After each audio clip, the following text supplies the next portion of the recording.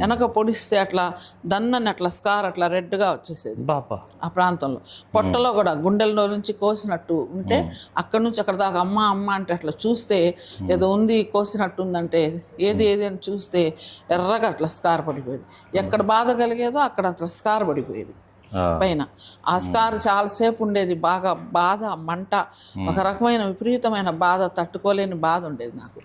ఆ బాధ పోవాలంటే ఖురాన్ చదివి దాంట్లో ఆయతల్ కుర్సీ అని, యాసిన్ అని నాకు నేర్పించినవన్నీ కూడా పెద్ద పెద్దవి కావాలని నేర్చుకున్నాను. దేవుడికి సమీపంగా ఉండాలి, అల్లాకి సమీపంగా ఉండాలని. అవన్నీ చదివినా కానీ దానికి నివారణ కలిగేది కాదు. చాలా ఇబ్బంది పడేదాన్ని.